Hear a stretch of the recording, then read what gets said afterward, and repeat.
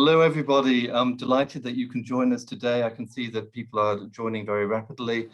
We're looking forward very much to our presentation of the Vicenzaoro January show, which will take place between the 21st and the 26th of January 2022 in Vicenza in northeast Italy. It's one of the major shows on the global trade fair calendar in the jewellery sector. We're going to present it today, tell you all about what's coming and why this show is a must-attend event for international buyers, wholesalers and retailers around the world looking for the latest jewellery designs. We're also going to have a presentation about the trends, a few teasers about the trends in jewellery design for 2022. So I'm delighted to present to you first Marco Carniello, who is the event director of Vicenzaoro, with whom we'll be having a long chat. And also Paola De Luca, who is, as many of you will already know, a great trend visionary in the jewellery sector, a creative director and jewellery analyst who has been giving presentations about trends at Vicenzaoro for a number of years now. We will welcome questions from people as we go, so please do use the Q&A box to ask your questions. Please feel free to say hi to everybody and introduce yourself. It's much nicer if we can introduce you, identify you clearly when you ask your questions. But firstly, I just want to kick off by asking Marco. Firstly, Marco, hello. Glad you're able to join us today. Hi, David. Thanks for having me. Great. So just want to ask you a little bit, in a historical context, Vicenzaoro January is always a very important show on the global trade fair calendar, isn't it? Partially because of the timing, coming right at the, early in the new year, sort of an arbiter for the future trends in design that are coming. But could you tell us a little bit about why Vicenzaoro January is such an important event on the international trade fair scene? Well, Vicenzaoro has always been the show, the international show, opening the international calendar, and this has been mostly because the content of our offer, which is plenty of innovation, trends, and new things. And this is definitely important for a show at the beginning of the year when retailers, wholesalers, and everyone is looking ahead for the year, is looking ahead for buying new pieces, new collections, or even to network with someone in the industry and making business in the year. And that's why our January show has been so much international in the years and so much attracting the attention of all the professionals in the jewelry. And particularly now that we are restarting with the physical events, Vicenzaoro is definitely confirming its role as a leading show in the world. And I think it's also our responsibility to start after this wonderful September show we had just a few months ago, opening halls, making people again meeting each other, doing networking, discovering new trends, and having new interesting content that can help their business in the year. Yeah. So can you give us an idea of the kind of goods that will be on offer at Vicenzaoro January, the sheer range of types of products? And please feel free to talk us through any visuals to illustrate this. We call Vicenzaoro the jewelry boutique show. And when we mention boutique is because we care about selection, we care about the curation of our selection, and we care about variety. So imagine to have around 1,000 exhibitors, but not, spread out around halls. Those are very carefully placed in different districts, as we name them. And every one of those districts has been curated with the perspective of a buyer.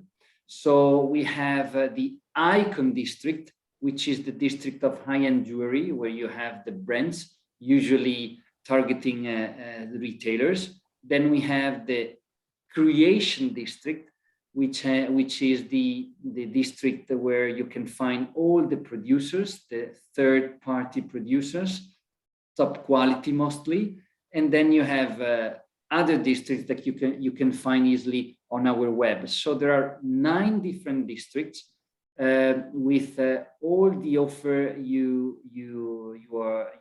could find along the supply chain, from the technology to the brand, going through gems, going through components, going through accessories, packaging, visuals, everything, and everything is within our fairground, curated like it is a boutique with a nice look and feel. You definitely can maybe use some words on your experience as a visitor, because what we tend to do is giving to the exhibitors the kind of elegance look and feel that the jewelry world needs.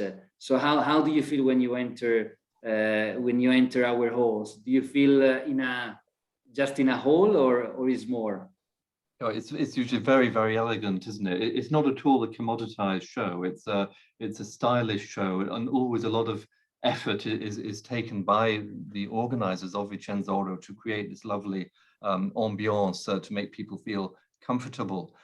Could you elaborate a little bit about why Vicenzaoro January is a must-attend event for international buyers? I mean, clearly part of it is the timing. It comes in late January, early in the new year, after the festive season, when presumably retailers and wholesalers need to restock, particularly if it's been a strong festive season.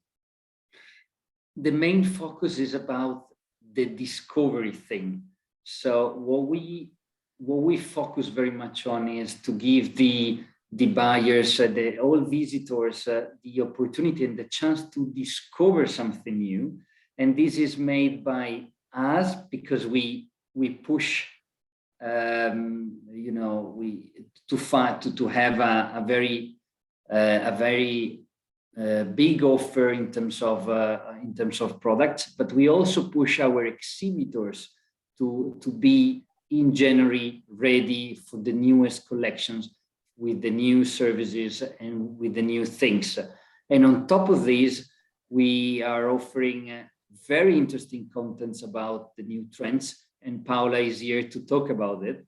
Paola is our soul of the Trend Vision, which is our independent observatory. Well, I'm saying independent because it's truly independent. Obviously, is done with Vicenzaoro, but Paola is completely independent in picking the trends and all the insights she wants, and she believes are interesting for our participants, for our visitors, and obviously Trend Vision is one of the key part of our January show, because it's completing this discovery path of our visitors, understanding what's going to be the new trends in the next 18 months. So I would say discovery is the key word for January, for everyone who want to do business in jewelry.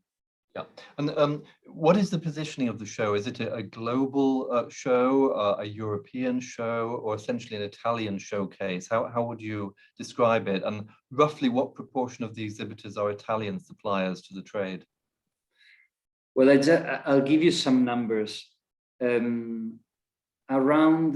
Let's start from the participation, from the visitors. So historically, in the last editions of Vicenzaoro, more than 120 countries visited the edition. So we have people from everywhere in the world. They coming from Russia, from the Middle East, from Asia, from US. 55% of the visitors are coming from abroad, so are not Italian. So we definitely can say that this is a very international show. And in terms of offer, 60% of our exhibitors are Italian and 40% are from all over the world.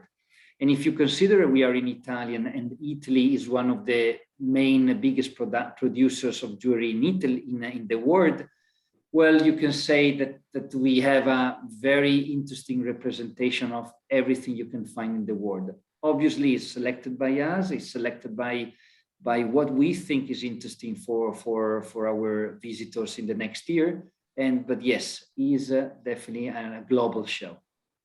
And for those who've not visited Vicenzaoro before, could you tell us a little bit just about the general logistics to the show, how to get there, where visitors, buyers, for example, might stay, in which cities nearby, and the sort of access? For example, I understand that there is a free bus shuttle from Marco Polo Airport in Venice directly to the fair. Yeah, good point. I always forget to mention these. First of all, think about Vicenza, which is very difficult to pronounce, I know. Like everybody calls it, everybody says Vicenza, which is wrong. It's Vicenza, yeah. It's Vicenza, but you can say Venice. And why you can say Venice? Because Venice is 35 minutes driving far from Venice. So the Vicenza city, which is a pretty small city, 100,000 people are living in Vicenza, is really close to Venice. And then we usually refer to the land of Venice when we speak about Vicenza. So the main airport is Venice.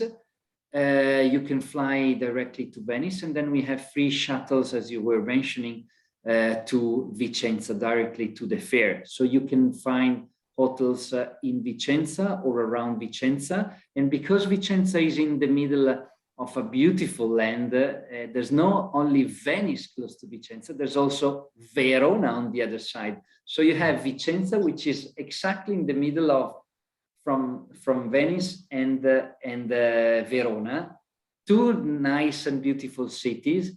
So you can also get the chance to do business in Vicenza and do some nice tourism in the Romeo and Julieta city or in Venice. And sampling the restaurant, and also Padova, or Padua, as we say in English, is nearby, isn't it? And so visitors can stay in these centers, in hotels, and then travel in by train, say, to Vicenza, where they can pick up a free state bus from Vicenza railway station to the fair. Or if they fly into Marco Polo Airport in Venice, they can take the free shuttle from there to the fair. And also when they're leaving the fair, take the free shuttle from the fair to Marco Polo as well. Are there any free buses from Padova? I remember years ago from the Padova Sheraton, you could take a bus. Is that still available or not? Usually the biggest hotels, they manage to provide services to the visitors of the fair. So it's not a problem to get to the fair from any international hotels around Vicenza, Padova, Verona, and Venice. Definitely train are a good solution anyway, because as you said, there's a free shuttle from the railway train station in Vicenza to the fairground, and is always 5-8 minutes, and so it's very convenient. In fact, people can even stay in Venice. It's harder because it's further, but it is possible to stay in Venice, take the water bus to the airport, pick up the shuttle from the airport and come into the show, or go by private means as well. I would say the best way is from Venice, take the train. It's really easy. Yep. It's 35 minutes. You get to Vicenza, and then from Vicenza you get the free shuttle from the rail station, and you get to the fairground. Probably is 1 hour 15 door to door, but you are in Venice. Yeah, exactly. So it absolutely can be done. Very good. So that's the logistics. Let's talk now about one of the challenges of this show, as indeed for any gathering in the current situation due to the pandemic. Obviously at the moment we've got concerns over Omicron, this rapidly spreading variant. what can you say to completely reassure those who are thinking about booking their trip to Vicenza about the steps that Vicenzaoro January will take to protect everybody at the show, both exhibitors and visitors? Talk us through everything that is being planned, and also tell us a little bit about the experience you've had. So first of all, I must be proud of my country, because Italy is actually very well in a very good shape in terms of vaccination progress. More than 80% of us are double vaccinated or triple vaccinated. So we really feel to be in a very safe country, and everyone is really taking care of the safety of people. So situation here is very well managed. So, and this is the first point. Second point, we already had a lot of experience in managing events during a pandemic.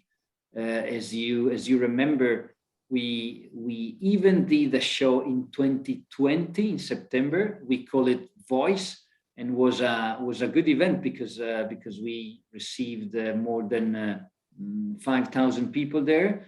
So and we managed with all the security and safety measures very well. And we did again a much bigger show in 2021, a few months ago in September, and was very good. So let's say our experience tends to be solid in with these regards. So I would say people should be confident that we can manage very well also the January show. So for the access of the show, you will need the green pass, which means or you are double vaccinated or you have a COVID test. And if you don't have the COVID test, you should have if you travel from abroad. But if you don't have the travel test, once you are in front of the doors of Vicenzaoro show, you can get your test in just outside of the fairground. We have facilities, and you can get your quick COVID test, and it will be sufficient to allow you to enter our hall. And the sensors of the people outside the show will pick up and recognize COVID passes from other countries, will they, digitally? Yeah, as we did in September, we have our app. People know very well how to check it, and in September we host almost 20,000 people, and with no problem. And you encourage people to wear masks, and you provide hand sanitizer, and you encourage people to stay, respectable distances, 2 meters apart. We obviously follow the policies of our government, and the policy now is you must wear your mask when you are inside the halls. So everyone wearing mask. People, we are not allowing crowds, and we just following all the rules that we applied in September. Nothing really changed. Just about September. Okay, so we have a question, and thank you very much for this question, from Salvador Hernandez Rodriguez. He says, nice to meet you. This is Salvador Hernandez from Diario Hoya magazine, Spain.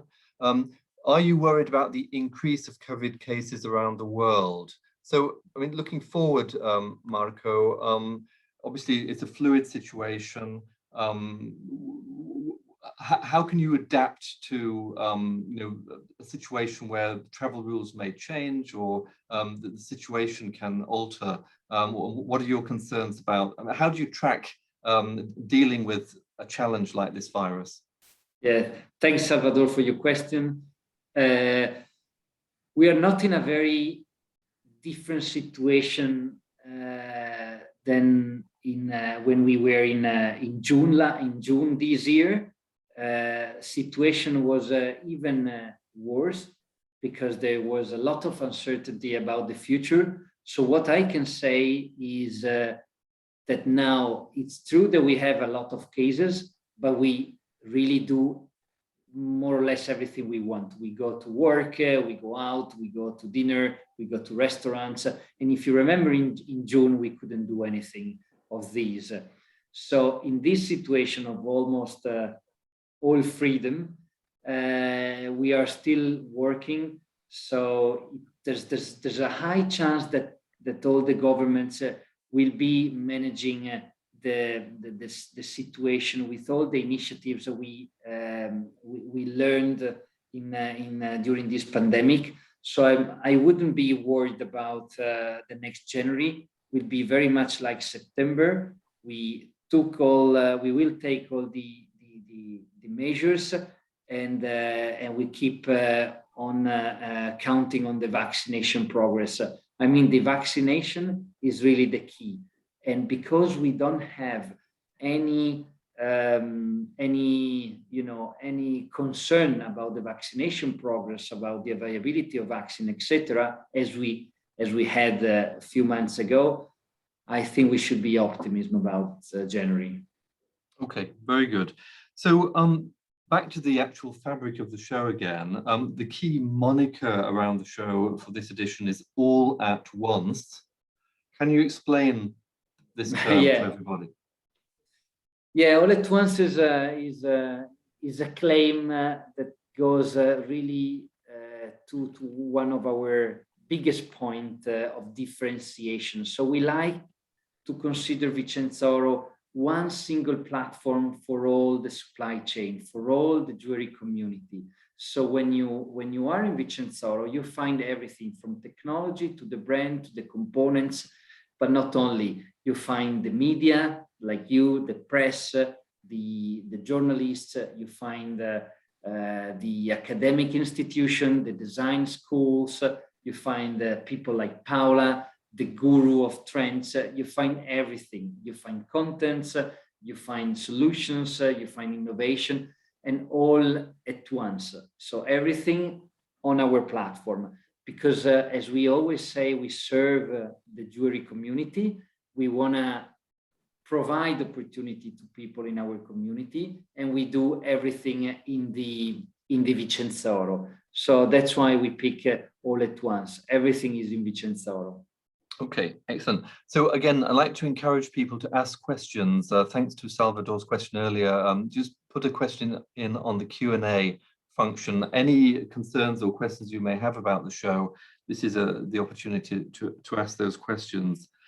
Turning to the market, Marco, Vicenzaoro traditionally is a conduit for Italian exports of gold and silver jewellery, and any other kind of jewellery, packaging as well, and machinery and so forth.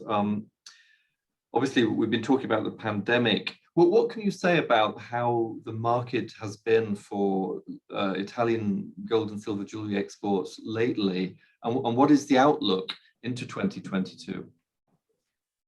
Well, we are looking at a double-digit growth, which is unbelievable. If you think that a few months ago we were in the lockdown, now manufacturers are producing a lot, and the export is already reaching the levels and the volumes of 2019. So we are in a wonderful moment today. What's driving that demand, that double-digit growth? Well, this is a very good question. Definitely, there's a kind of rebound after months of lockdown, especially 2020. Many weddings and different occasions were postponed in 2021.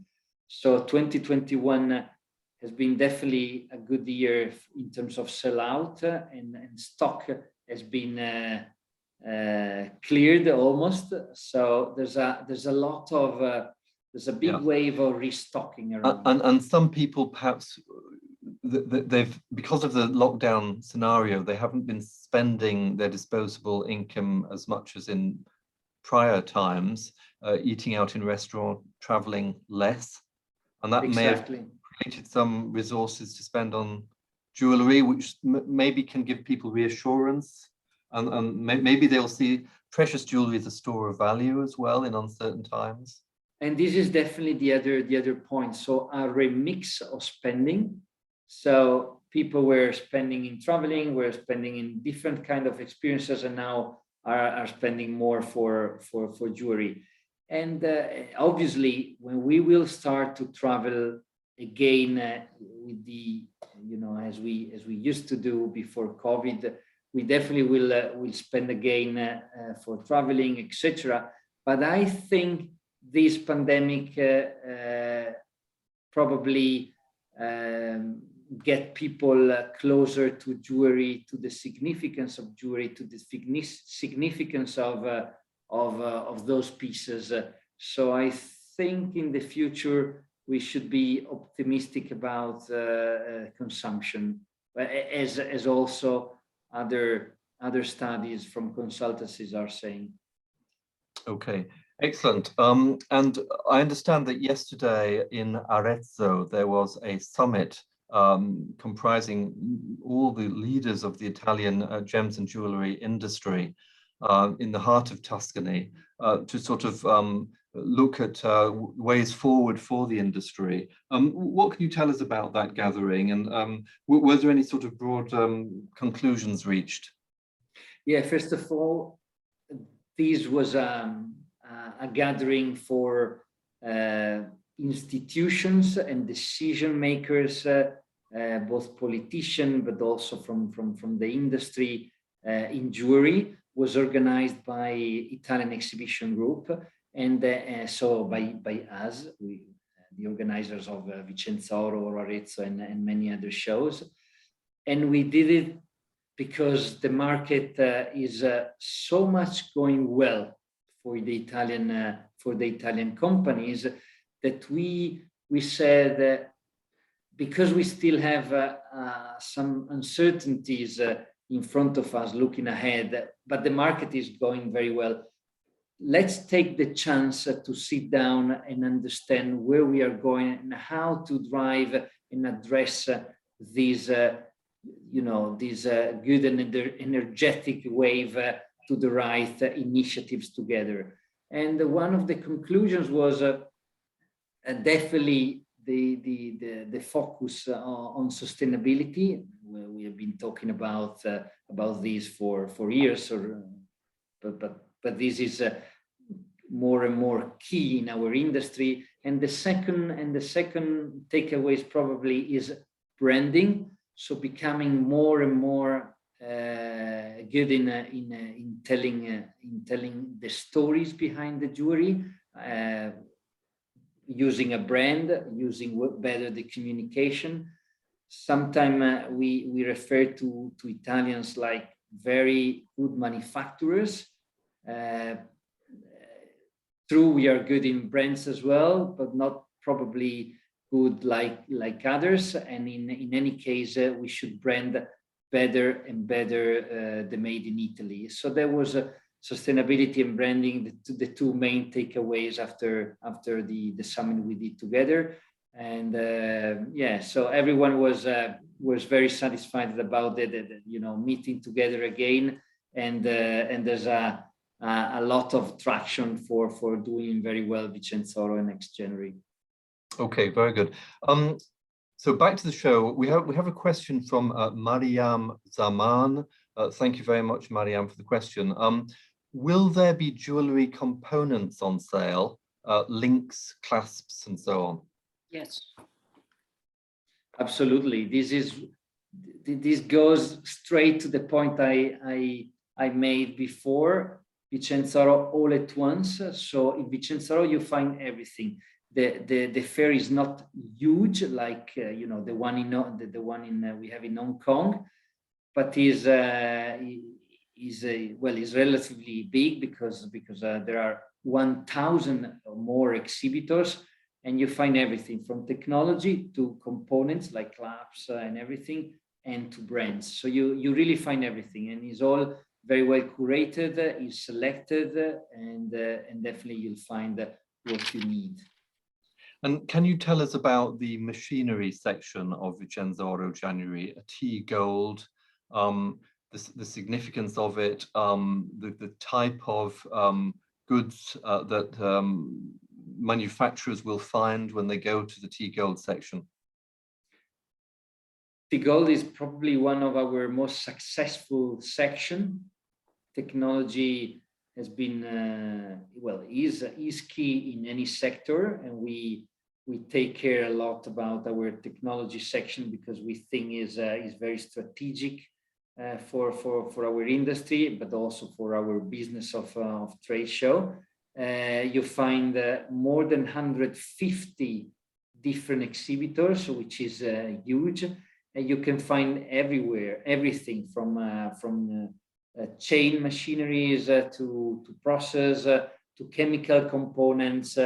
And I would say that the T-Gold, the technology section of Vicenzaoro, is probably the most important technology show in jewelry in the world. Okay, and the suppliers of the machinery and these innovations and chemicals and so forth, are they mainly Italian, or is it a completely global mix? Is 70% are Italian, but Italy in technology for jewelry represents the top player in the world. So it's fine that it represents such a big part of our offer.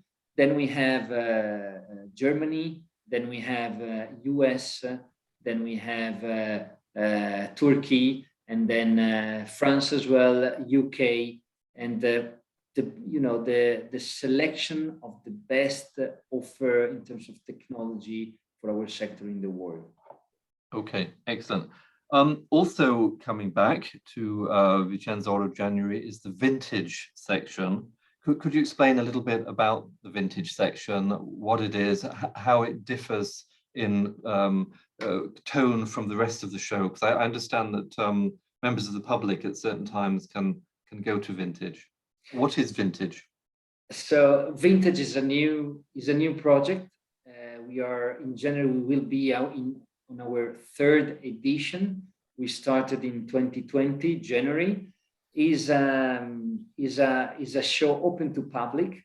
So if you are not in our business, you are just a consumer, you can come and buy and get your product. Is actually focusing on one big trend, which is the second-hand market. We are proposing more than 40 exhibitors of vintage watches and vintage jewelry, half, so 20 of watches and 20 for jewelry. We select them very well, so you have a very nice offer of vintage products. And on top of having the possibility the chance to buy vintage pieces, you can also have the possibility to learn at VO Vintage, because we have many talks and many educational program for people and for passionate about watches and jewelry. And this makes this event something pretty new in the jewelry industry scenario, because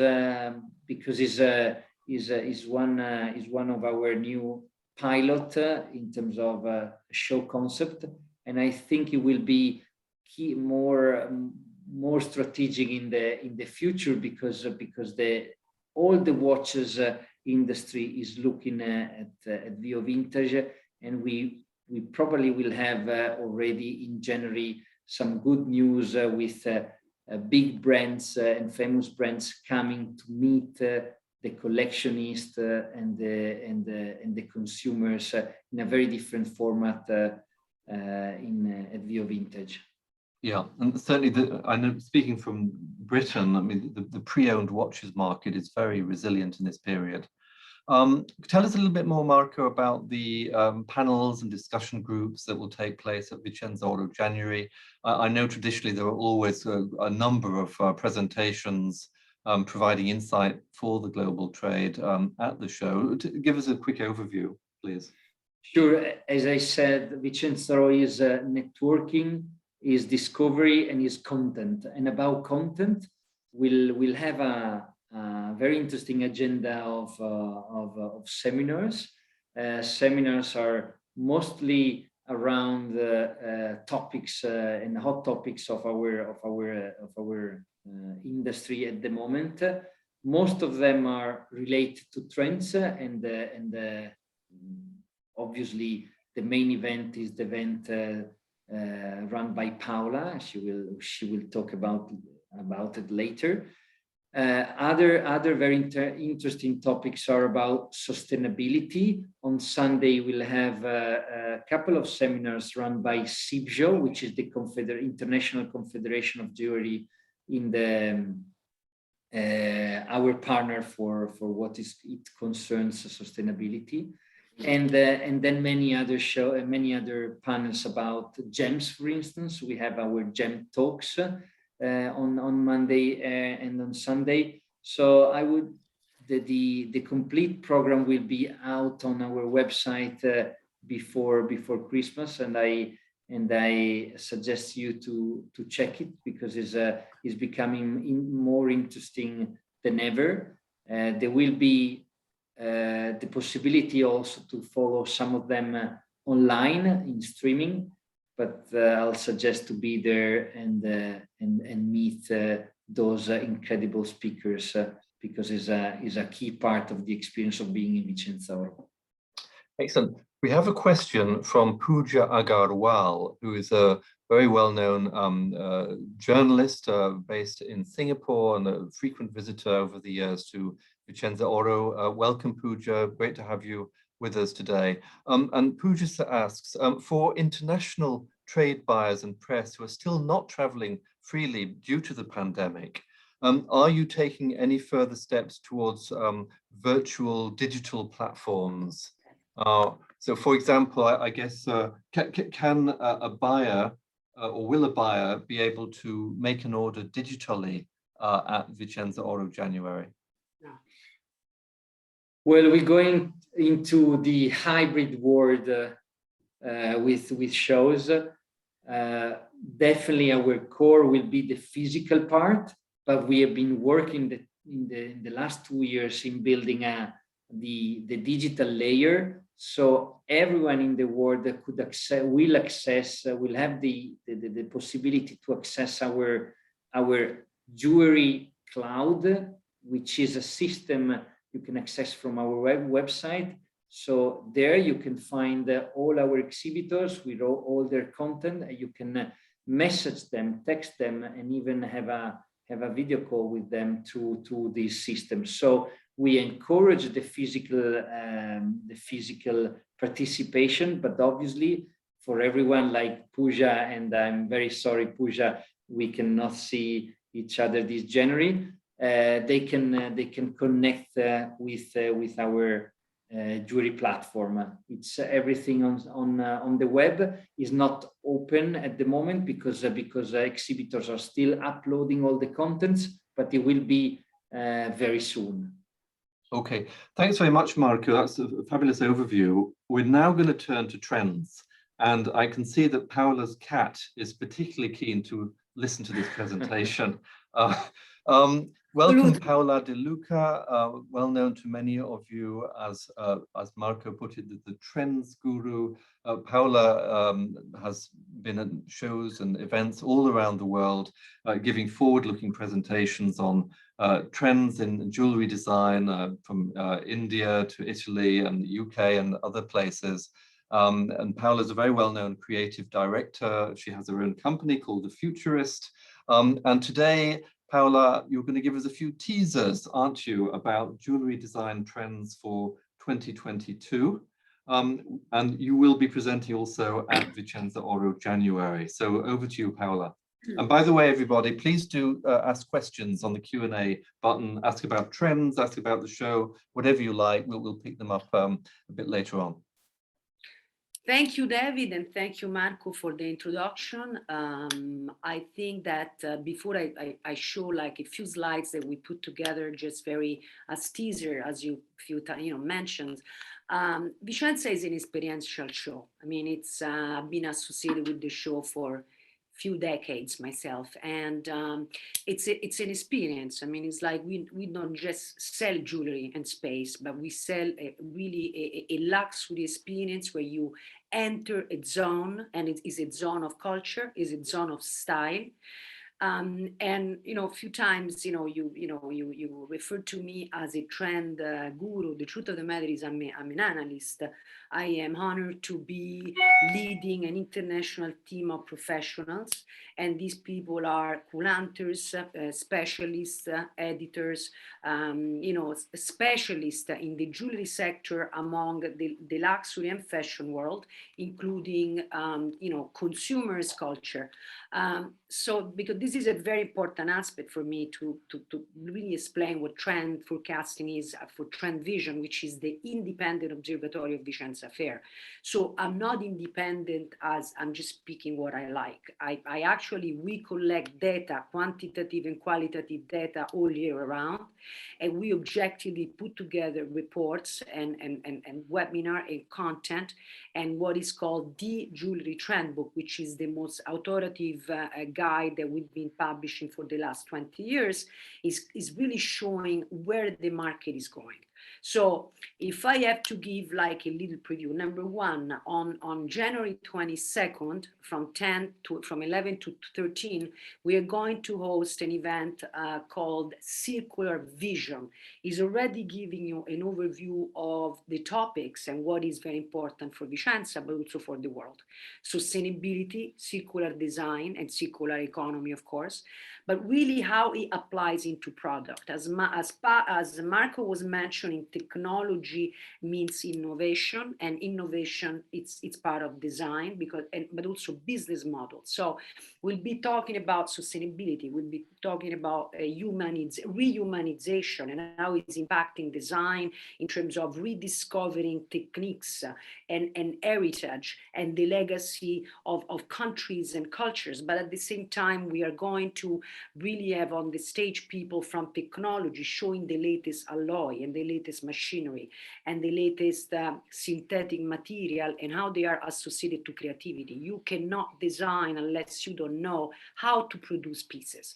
And to the person that actually mentioned something about, are we going to find component in Vicenza? Vicenza is a playground of ideas, of innovation, of concept, of inspiration that you can actually physically put together and design and curate your own collection. So this is what it is. It's a place where you come not only to buy, but to get inspired, to get updated. And I'm proud to be leading this vision and part of what is the modern way of viewing luxury today. So let me explain, let me share my screen, and let me just go immediately on just, really reconnecting what Marco has anticipated, design inspiration. At the end of the day, we are going pretty much to kind of, summarize in a way like the 5 pillars of the 5 P's, which are people, planet, prosperity, peace, and partnership, of course. Connection is about people, and people, how is translating into product, and biophilia, the planet, how we are now designing and being aware of everything we are doing and really putting together bio-design and sustainable material, but also naturalism. What does it mean utopia? What is the new wave of society? What does utopia means? Is it associated to an age or associated to a state of mind? And then we're going to also mention and see what nostalgia means and how it will unveil during the upcoming seasons. So connection, very brief, it's about, how connections and linking with one another due to, kind of being almost post-pandemic, or at least still in pandemic, but on the way out, because we have learned how to live with pandemic. And that's how the new aesthetics, that they are definitely gender fluid. What does it mean, gender fluid? How does it apply to product? But most important, to new visual codes emotions, and how people are styling and expressing their whole emotions, their whole state of mind, from Gen Xers, but also Gen Z and millennials and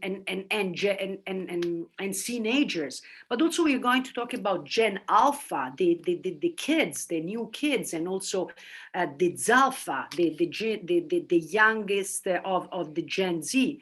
Reconnecting with one another, how jewelry are really very crucial during this time.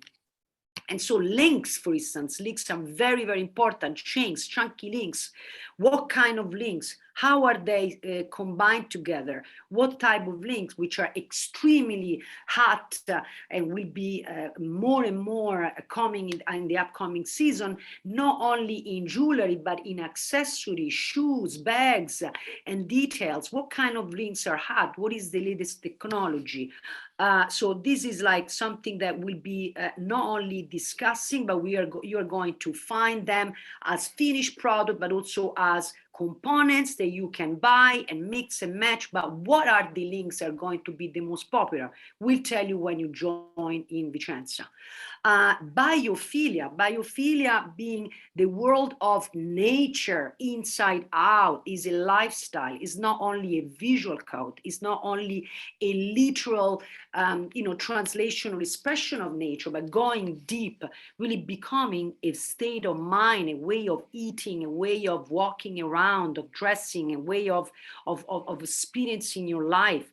And that's how mimicking the beauty of nature translates into sustainable material, but also imperfect beauty, which is unique, therefore real, authentic, rough gemstones, organic fluidity. And that's how we see that organic stones, raw and rough and biomorphic shape, are becoming more popular. Colored material material, but also recycled aluminum and alternative metals in the associated to precious material, limited edition created by star designers, that they are really making alternative materials and actually metals popular.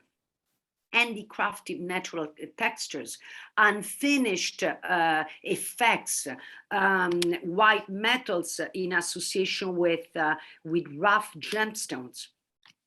And also utopia. What does it mean, utopia? We strongly believe about this mindset, which really translate into the utopia of young minds, which is not associated to really a demographic, but a psychographic. So as we are talking about gender fluidity, not associated to one particular gender, but it's also it's a state of mind being part of the utopia movement. So age fluidity, which really, it's really also expressing a concept of cultural clash, which is global, but also in terms of time and space. And so we can see how in this mood board we are showing what does it mean, and how we can almost not understand the origins of things, because they are blending, they are becoming hybrid. And in this world, actually, we are associating the whole concept to sustainability, and how SDGs are entwined, the social development goals are entwined with design directions, from only conceptual in terms of socio-cultural shifting, but in terms of product, design direction, and also the way we are going to be sourcing our sourcings. So the reason why the vintage, let's say, part of the show is becoming more popular is also part of the sustainable vision, the circular economy vision, upcycle pearls, but also upcycle material. What does it mean? How we are going to see all these product material and find it in Vicenza, actually. And then nostalgia, what does it mean? And really nostalgia is about the preservation of our future. So from our past and present, but also our present is our future past. And so we are embracing our future, mix and matching, but also deconstructing conceptually and culturally the present for an innovative perspective. So vintage, upcycling, reinvented heirlooms, retro nostalgia, craftsmanship. how the new generation, the Gen Z, are really getting into the slow design. They're going back into handicraft, limited edition, independent designers, ancient techniques, mix and matching, things that they have a smell, that they have some kind of life, and they went through time, and actually having to kind of have reached the metaverse era. We have also have this kind of paradox where the youngest generation, they are searching for barbershops and handmade things that maybe their friends are making at home. So there is some kind of, in one way, we are into metaverse and 4.0, and in the other side, we are going in a way into the past, which is completely merging with the gaming world and is completely fascinating and innovative. So jewelry pieces, they are like meticulously made by hands, mix and match. No one piece is close. There is nothing is industrial. Everything has to be limited. Everything has to be exclusive. Therefore, I suggest that manufacturers go back to their stocks, and they're going to celebrate and upcycle components and pieces into limited edition. So I think we are very excited for the January show, but not only for the January show, we are excited to enter into a new cultural zone. And so we wait for you, and we look forward to seeing you in January. Excellent. Well, thanks so much, Paola. That was very comprehensive. And we do encourage any questions on that trends presentation now. So if you've got a quick question on trends, this is your opportunity to nab Paola. So please do drop that question into the Q&A box. Paola, if I could just ask you one quick follow-up from my side on trends, just wondering what your view is on, if you like, mixing unusual combinations of materials going forward. Today, this morning, actually, I went to Sotheby's Diamonds on New Bond Street in London, and I saw a fabulous one-off creation there for quite a lot of money, it has to be said, which was a piece by Nicholas Liu, a very innovative designer, which combined a very high-end, exquisite and large white diamond in a ring with ebony, portraying a mushroom, interestingly, of quite an avant-garde design. So this mix of ebony and white diamonds. What do you think about mixing of materials or finding new ways to mix unusual materials together? And what is the mindset perhaps going through designers in that regard? Well, this is very important to say that, our very important colleague Vivian Becker would say, this is nothing new. I mean, it's like mixing alternative material. If I have to go in the near 1900, early 1900 with Art Nouveau, René Lalique, among others, they were already mixing, alternative materials with precious materials. So this is nothing new. There is an evolution of that, meaning that not only we are mixing organic with lab, with man-made, let's say, materials, but I think what is interesting, I don't think the innovative part is mixing non-precious with precious, because it's been happening for like centuries. I mean, our ancestors were mixing bones and gold and shells and gemstones. So that's nothing new. I mean, if we go back to history, the historian, and I'm not an historian, they know that it already happened. It's like, but what's happening now, what I think is the real interesting emerging phenomenon, it's art. Art and an artist, and art as an angle, as a filter to view society today, it's really the way forward. I mean, I am observing, and I just came back from New York like a couple of days ago, and what I see in advertising, in campaigns, now the large corporation, they're hiring artists to really communicate with the audience, with consumers, or let's call it users, or call it whatever you want to say. So now art, it's really what is engaging society.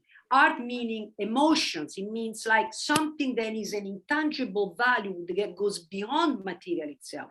So now the new consumer, which is an educated, sophisticated consumer, is not only about the intrinsic value of the material, but it is in the meaning of it and in the content. We are seeking for icons, political leaders, spiritual leaders, intellectual leaders, and everyone then can portray an important, valuable message. That's what people will buy. They are buying the message, and if the message is entwined, is part of a talisman, an amulet, a jewel, a watch, a company, a designer, that's what they want to be part of that movement. So I would say there is from now on, not only we are going to see unusual combination of material, which we have been seeing throughout history, throughout ages, but of course, we new materials, maybe the latest technology. But what I think is very interesting, it's art. You know, earrings, which are now, of course, we know asymmetric, they are not asymmetric in the actually 80s. That was already a trend. When I grew up, I was already wearing mixed matched earrings, but I was doing it myself with my own taste. Now, companies and designers are forced, they were forced to develop mixed matched, actually not isolated product, because consumers, they buy and mix and match the way they please. They do no longer wear what is dictated by the fashion system. It's vice versa. There is a democratization of society. It's people that tells what goes and how what they want to wear. Consumers are inspiring the designers, and the smart designers are picking up on these trends. That's what's happening. Okay, excellent. So, Marco, wrap up time. Our hour is coming to an end. It's shot by rapidly, as it always does at these events. I can see our audience numbers are peaking at the end of the hour, which is great. For those who've just joined us, can you tell us, answer the central question of this webinar? Why will Vicenzaoro January be a must-attend event for buyers? Because it's all at once, like our marketing campaign in this edition. So you find everything in Vicenzaoro is a boutique, selected, very well curated. You find networking, you discover trends, and you get a lot of content. So if you are in this business, you really must attend. Yeah. Great. Well, thanks so much. Thank you, Marco Carniello, the event director of Vicenzaoro. Thank you also, Paola De Luca, creative director, for your insights into trends into 2022.